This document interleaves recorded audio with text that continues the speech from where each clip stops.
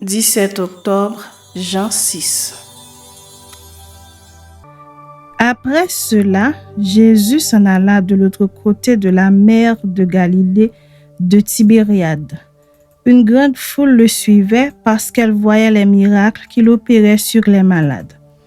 Jésus monta sur la montagne et là il s'assit avec ses disciples. Or la Pâque était proche, la fête des Juifs. Ayant levé les yeux et voyant qu'une grande foule venait à lui, Jésus dit à Philippe: « Où achèterons-nous des pains pour que ces gens aient à manger ?» Il disait cela pour l'éprouver, car il savait ce qu'il allait faire. Philippe lui répondit: « Les pains qu'on aurait pour 200 deniers ne suffiraient pas pour que chacun en reçût un peu. » Un de ses disciples, André, frère de Simon-Pierre, lui dit: « Il y a ici un jeune garçon qui a 5 pains d'orge et 2 poissons. Mais qu'est-ce que cela pour tant de gens ?» Jésus dit: « Faites-les asseoir. » Il y avait dans ce lieu beaucoup d'herbes. Ils s'assirent donc au nombre d'environ 5000 hommes. Jésus prit les pains, rendit grâce et les distribua à ceux qui étaient assis. Il leur donna de même des poissons, autant qu'ils en voulurent.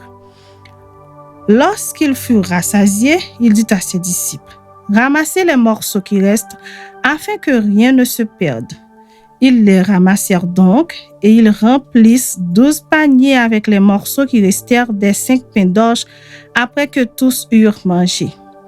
Ces gens, ayant vu le miracle que Jésus avait fait, disaient: « Celui-ci est vraiment le prophète qui doit venir dans le monde. » Et Jésus, sachant qu'ils allaient venir l'enlever pour le faire roi, se retira de nouveau sur la montagne, lui seul. Quand le soir fut venu, ses disciples descendirent au bord de la mer. Étant montés dans une barque, ils traversaient la mer pour se rendre à Capernaum. Il faisait déjà nuit et Jésus ne les avait pas encore rejoints. Il soufflait un grand vent et la mer était agitée. Après avoir ramé environ 25 ou 30 stades, ils virent Jésus marchant sur la mer et s'approchant de la barque, et ils eurent peur. Mais Jésus leur dit: « C'est moi, n'ayez pas peur. » Ils voulaient donc le prendre dans la barque, et aussitôt la barque aborda au lieu où ils allaient. La foule, qui était restée de l'autre côté de la mer, avait remarqué qu'il ne se trouvait là qu'une seule barque, et que Jésus n'était pas monté dans cette barque avec ses disciples, mais qu'ils étaient partis seuls. Le lendemain, comme d'autres barques étaient arrivées de Tibériade près du lieu où ils avaient mangé le pain après que le Seigneur eut rendu grâce, les gens de la foule, ayant vu que ni Jésus ni ses disciples n'étaient là, montèrent eux-mêmes dans ces barques et allèrent à Capernaum à la recherche de Jésus. Et l'ayant trouvé au-delà de la mer, ils lui dirent: « Rabbi, quand es-tu venu ici ?» Jésus leur répondit: « En vérité, je vous le dis, vous me cherchez, non parce que vous avez vu des miracles, mais parce que vous avez mangé des pains et que vous avez été rassasiés. Travaillez, non pour la nourriture qui périt, mais pour celle qui subsiste pour la vie éternelle, et que le Fils de l'homme vous donnera, car c'est lui que le Père, que Dieu a marqué de son sceau. » Ils lui dirent: « Que devons-nous faire pour faire les œuvres de Dieu ?» Jésus leur répondit: « L'œuvre de Dieu, c'est que vous croyez en celui qui l'a envoyé. » « Quel miracle fais-tu donc, lui dirent-ils, afin que nous le voyions et que nous croyions en toi? Que fais-tu? Nos pères ont mangé la manne dans le désert, selon ce qui est écrit. Il leur donna le pain du ciel à manger. » Jésus leur dit: « En vérité, je vous le dis, Moïse ne vous a pas donné le pain du ciel, mais mon Père vous donne le vrai pain du ciel.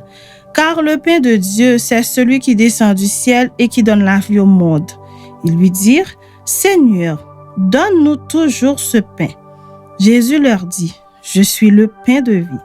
Celui qui vient à moi n'aura jamais faim, et celui qui croit en moi n'aura jamais soif. Mais je vous l'ai dit, vous m'avez vu, et vous ne croyez point. Tout ce que le Père me donne viendront à moi, et je ne mettrai pas dehors celui qui vient à moi. Car je suis descendu du ciel pour faire non ma volonté, mais la volonté de celui qui m'a envoyé.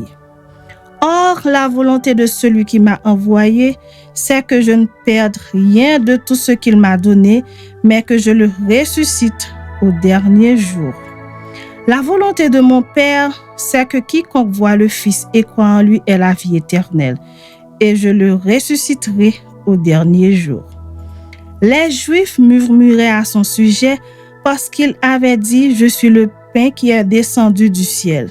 Et il disait « N'est-ce pas là Jésus, le fils de Joseph, celui dont nous connaissons le père et la mère? Comment donc dit-il « Je suis descendu du ciel » ? Jésus leur répondit « Ne murmurez pas entre vous.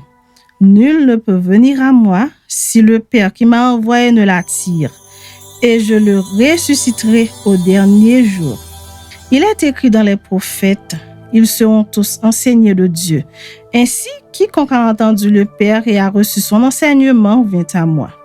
C'est que nul n'a vu le Père, sinon celui qui vient de Dieu. Celui-là a vu le Père. En vérité, je vous le dis, celui qui croit en moi a la vie éternelle. Je suis le pain de vie. Vos pères ont mangé la manne dans le désert et ils sont morts. C'est ici le pain qui descend du ciel afin que celui qui en mange ne meure point. Je suis le pain vivant qui est descendu du ciel. Si quelqu'un mange de ce pain, il vivra éternellement. Et le pain que je donnerai, c'est ma chair que je donnerai pour la vie du monde. Là-dessus, les Juifs disputaient entre eux, disant « Comment peut-il nous donner sa chair à manger ?» Jésus leur dit « En vérité, je vous le dis, si vous ne mangez la chair du Fils de l'homme et si vous ne buvez son sang, vous n'avez point la vie en vous-même. Celui qui mange ma chair et qui boit mon sang a la vie éternelle, et je le ressusciterai au dernier jour. Car ma chair est vraiment une nourriture et mon sang est vraiment un breuvage. Celui qui mange ma chair et qui boit mon sang demeure en moi et je demeure en lui. Comme le Père qui est vivant m'a envoyé et que je vis par le Père, ainsi celui qui me mange vivra par moi. C'est ici le pain qui est descendu du ciel. Il n'en est pas comme de vos pères qui ont mangé la manne et qui sont morts. Celui qui mange ce pain vivra éternellement. Jésus dit ces choses dans la synagogue, enseignant à Capernaum. Plusieurs de ses disciples, après l'avoir entendu, dirent « Cette parole est dure, qui peut l'écouter ?» Jésus, sachant en lui-même que ses disciples murmuraient à ce sujet, leur dit « Cela vous scandalise-t-il ? Et si vous voyez le Fils de l'homme monter où il était auparavant, c'est l'esprit qui vivifie. La chair ne sert de rien. Les paroles que je vous ai dites sont esprit et vie. Mais il en est parmi vous quelques-uns qui ne croient point. Car Jésus savait dès le commencement qui étaient ceux qui ne croyaient point et qui était celui qui le livrerait. Et il ajouta, « C'est pourquoi je vous ai dit que nul ne peut venir à moi si cela ne lui a été donné par le Père. » Dès ce moment, plusieurs de ses disciples se retirèrent et ils n'allaient plus avec lui. Jésus donc dit aux 12, « Et vous, ne voulez-vous pas aussi vous en aller ?» Simon-Pierre lui répondit, « Seigneur, à qui irions-nous? Tu as les paroles de la vie éternelle.